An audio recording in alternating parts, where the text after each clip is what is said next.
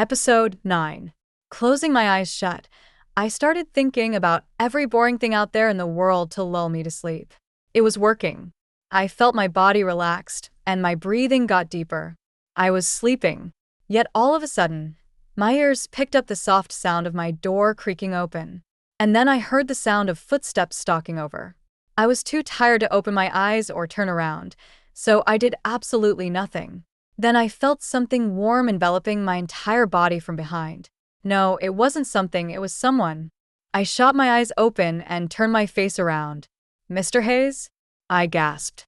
He was smirking as his body leaned down on me, rendering me unable to move. "How did you?" I started to speak, but he put his finger over my mouth to shush me. "Do you miss me?" He whispered to my ear, and his lip planted a small kiss on the back of my earlobe. I didn't respond, but I didn't move away either. He planted soft, wet kisses on my jawline, reaching down to my neck and collarbone. His one hand slid under my body to grab my right boob, and the other hand trailed my back and gripped my left cheek. I found myself whimpering uncontrollably beneath him. "Good, 'cause I miss you too," he murmured to my skin. His body was pressed up against my back, and I could feel something hard grazing my lower spine. My hips jerked up once I realized what it was.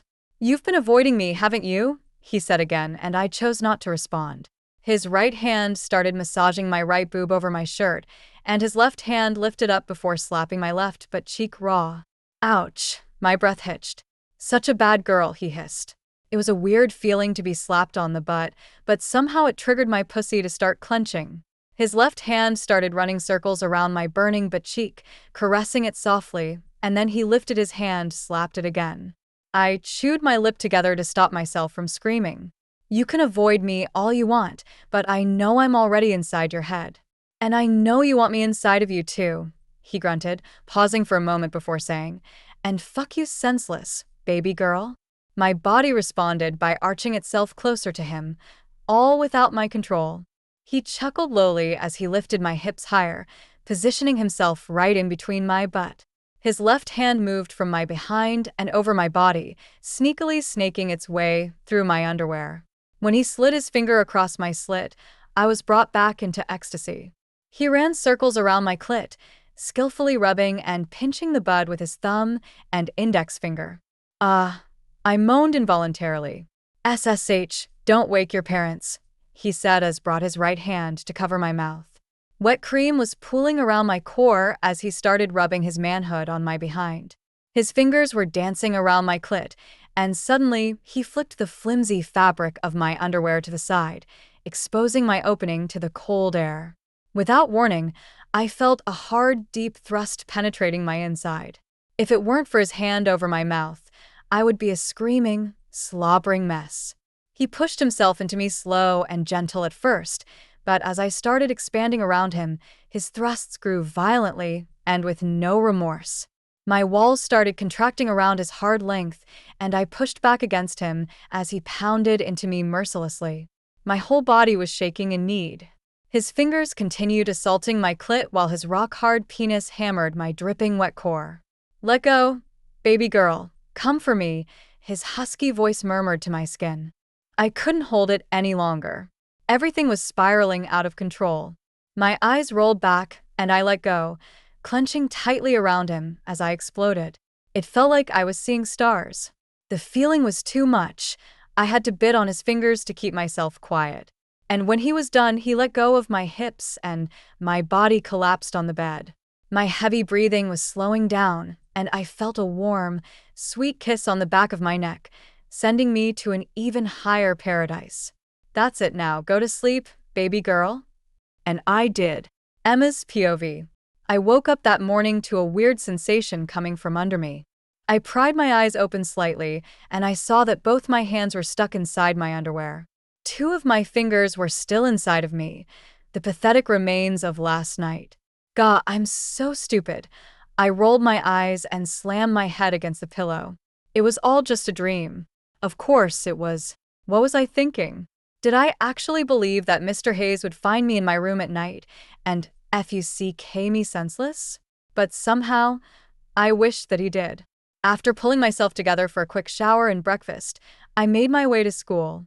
Carrying the heavy books on my hand, I was walking mindlessly towards my first period chemistry class when I saw Ryan striding over to me. He smiled real wide as soon as our eyes met. He was wearing his usual red football jacket, and I didn't know why I hadn't noticed this sooner, but he was low-key kind of cute. "Hey, Emma," he greeted. "Hey, Ryan," I replied. "You got chemistry with Mr. Gallagher?" "Yeah, you too?" I asked. "No, I got chemistry with you," he grinned. "Okay, yeah, that was high-key very cute." "Smooth," I muttered and rolled my eyes. Turning to my heels, I made my way inside the classroom and Ryan followed right behind me. I took an empty seat by the window and Ryan naturally took the chair next to it. To be very honest, I didn't want to come to school today. I didn't want to be in the same building as Mr. Hayes. I had anxiety every time I turn a corner. But being with Ryan, somehow I forgot about all of that. First period chemistry class turned out to be a lot of fun.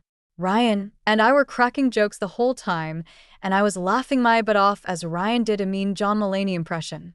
Mr. Gallagher had to shush us repeatedly and even threatened to change our seats. I wanted to be a goody-goody and focus on his lectures, but Ryan was very distracting. By the end of class, Mr. Gallagher gave us both detention. "I'm sorry you got detention because of me," Ryan said as we walked out of first period. "It's fine, it was worth it. I still owe you for falling on you yesterday and now this. You must let me make it up to you."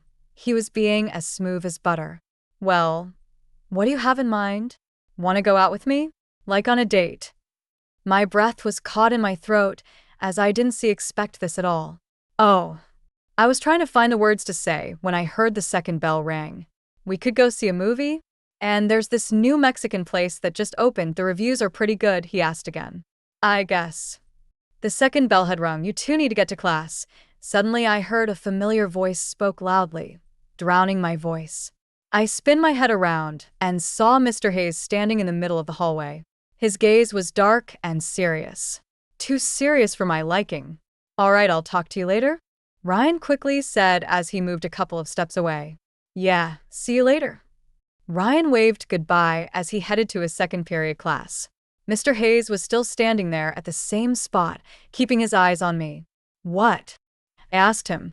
"Why are you looking at me like that?" "You need to get to class, Miss Sinclair," he said sternly. Rolling my eyes at him, I stomped my feet and headed for second period. When I passed by him, I caught his familiar, delicious scent and my breath hitched. "You're really acting your age now," he said suddenly when I was a few feet away from him. "What is that supposed to mean?" I narrowed my eyes at him. "Nothing," he muttered and walked away.